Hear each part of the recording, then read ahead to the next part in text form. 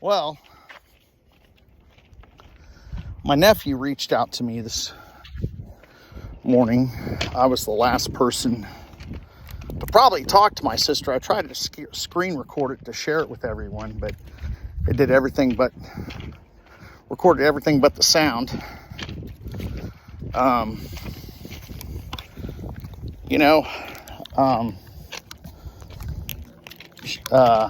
gotta drink some water, man.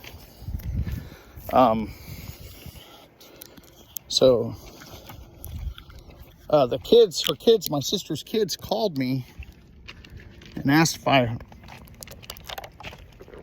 talk to their mom. And I said, well, I talked to the nurse. I could call the nurse and they'll fill you in on what's going on. And they did. And they said that they needed to send my sister. They were going to put her, they have to keep her downstairs. So they're going to send her to my mom's. And they're going to send her to my mom's, and because they kind of said she quit eating and all that other stuff. I'm sure glad I got this railroad track to walk on. I just got to do that now. I can do that.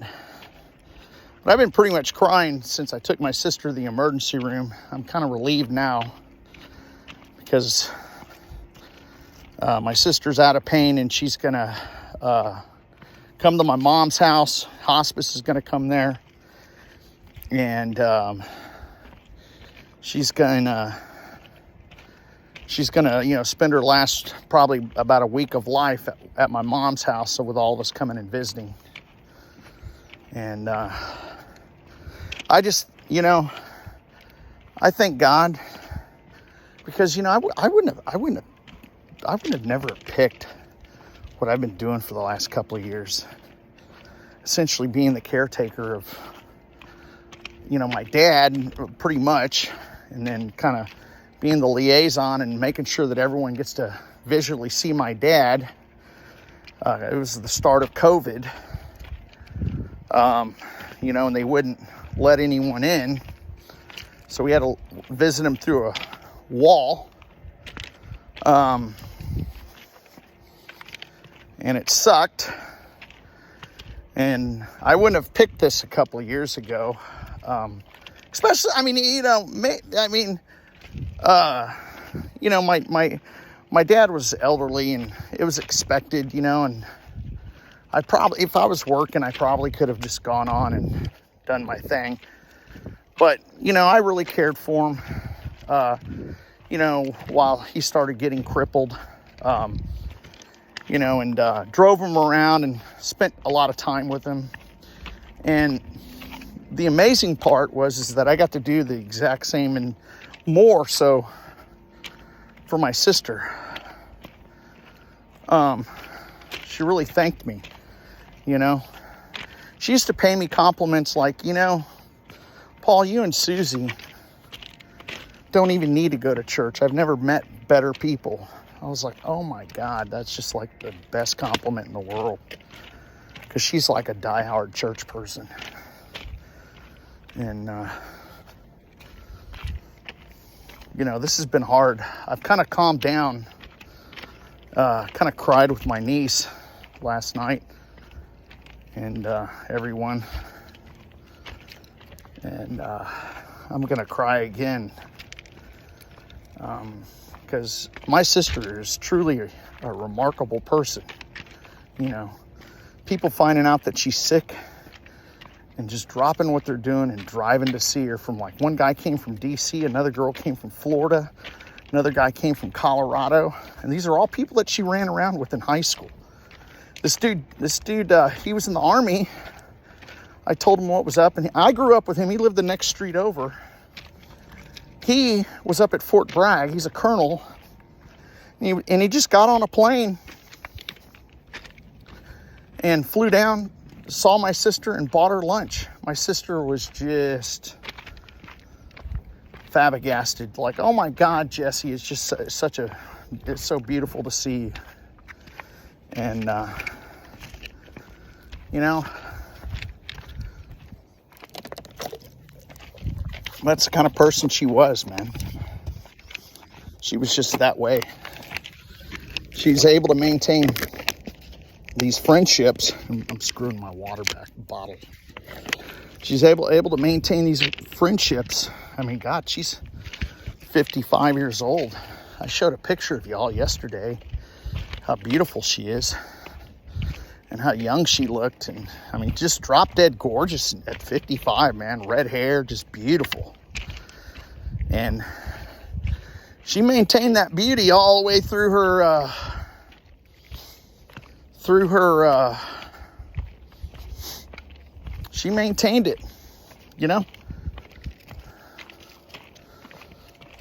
She maintained it into her 50s, man. Almost all, just didn't really start looking overly sick until a few months ago, man, you know?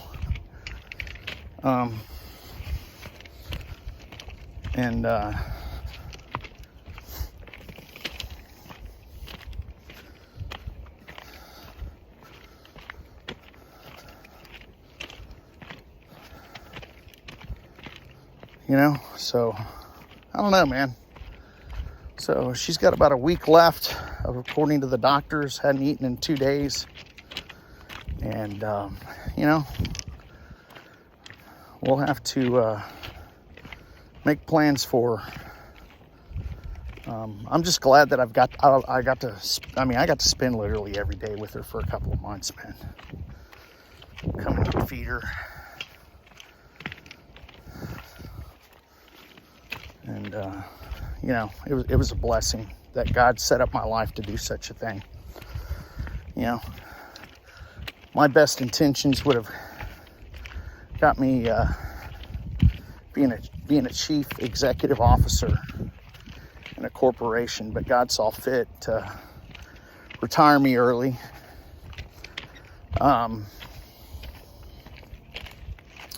And do for my sister. Really being there for her, helping her walk this walk. You know, I have this friend, Bill. He was a jokester. He came over and made her laugh so much. And you know, he's a good guy.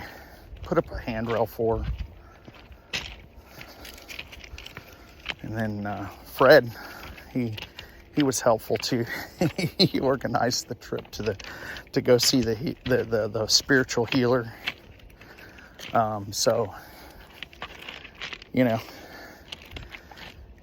we had like an adventure, like we were playing, you know, with our toys as kids. We got to do it one more time and go see the mystic, you know, the wizard or something. I don't know, but it was cute. She made fun of my big butt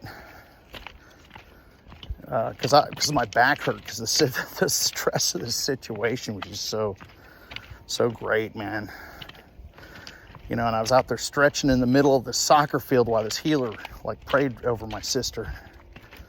And she goes, "You have the biggest butt," and was just laughing so hard when I got back in the car. And she goes, and he was missing teeth. She just laughed about it. And wasn't really too concerned if it worked or not. She wanted it to, but she had fun with it. He was a nice guy. He's one of the good ones. That's what she said about him. She ranked him right up there with me. I said, I'm one of the good ones. But y'all have a good day, man.